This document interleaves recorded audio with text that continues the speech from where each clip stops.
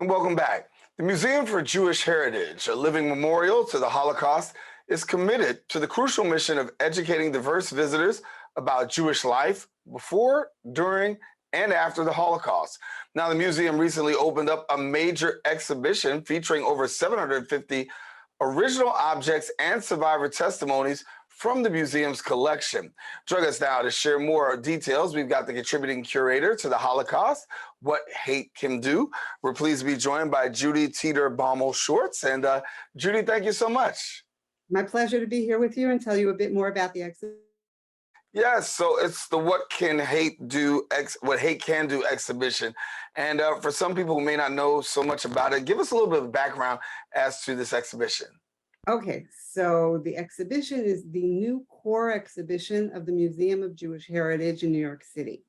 And the purpose of the exhibition, as Daren explained, is we have over 750 objects and hundreds more of graphics, and we've got all sorts of texts on the wall about it. And we also have survivor testimonies, survivors of the Holocaust, who will be speaking about their experiences, how they survived. And I think that the title of the exhibition says it all, What Hate Can Do. This is basically a case study of what hate can do to human beings. And that's what makes it relevant to everybody, everywhere, and especially today when we're living in such a climate of hate towards various groups, hate that has absolutely no basis.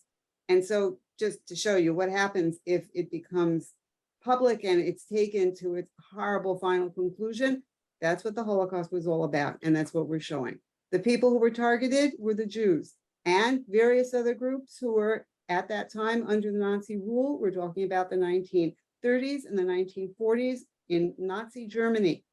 And the exhibition shows the development of why were the Jews targeted? Who are these Jews in the first place? And why were they singled out? And it shows that it's based on a very long tradition of hating Jews that goes back for almost 2,000 years. And we show that. We show who the Jews are. We show who the Nazis were, how they came to power, and what happened when they actually had power in a country. That is what is so scary about the Holocaust, because you can say, okay, people have been hated throughout the ages. What makes the Holocaust special? This was the first time that such hatred received government sanction, and that everything that was being done against the Jews, whether it was persecution, whether it was putting them into forced ghettos, whether it was sending them out to forced labor, whether it was putting them into gas chambers and killing them, came with the stamp of approval of the German Nazi government of the time and other collaborating nations and conquered nations. And that's what we're telling the story of, what hate can do. One of the important things that we show is a segment that's called collaborators, bystanders, and upstanders. What's the difference? Collaborators are people who were helping the Nazis in what they were doing for various reasons in killing the Jews and persecuting the Jews. Bystanders, people who are standing at the side, watching what's happening, not doing anything. But the minute they do decide to do something, if they're doing something to try to save innocent persecuted people, they become what's called upstanders. And we've got testimonies, we have video testimonies of people who tried to save Jews, who tried to help persecuted people.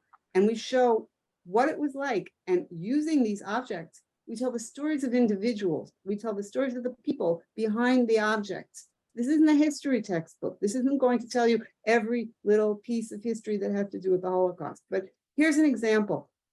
We've got a beer mug from the 1880s, goes back a really long way. But what's special about the beer mug? Why are we showing this beer mug, beer stein?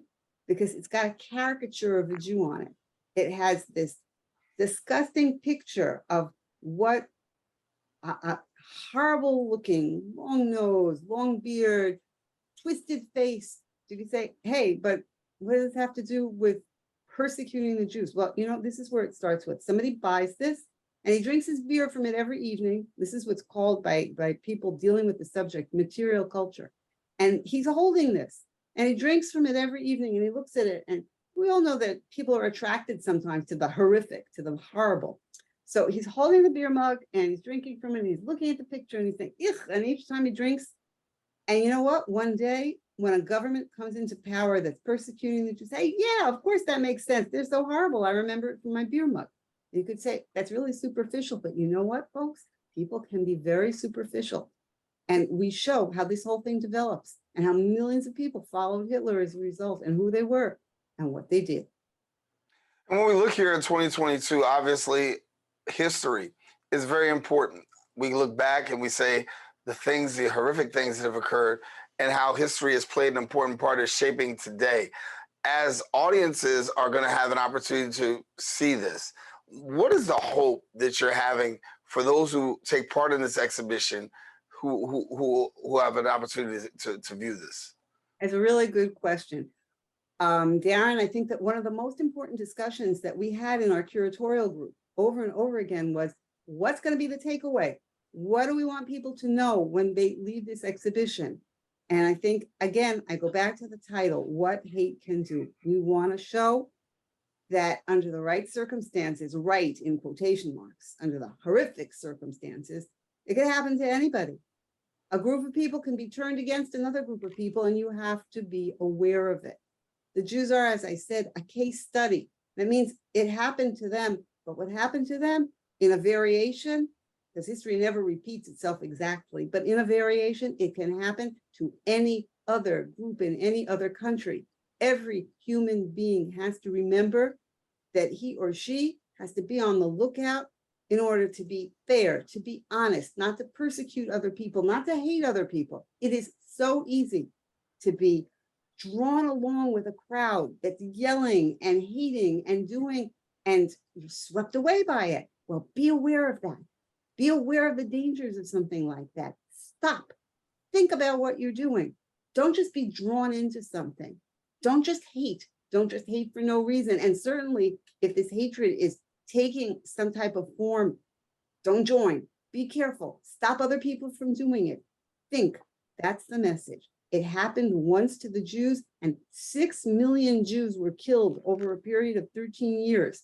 Now, today may be disasters that take more people, but wow, in those days, that was a really high proportion. That was a third of an entire nation.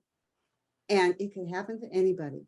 That's the message. Be careful, be aware, learn something from this history, learn to be a better person, learn that you have a job here, to be good people, to do good for the world, not to do bad, and do not persecute other people. Do not hate other people.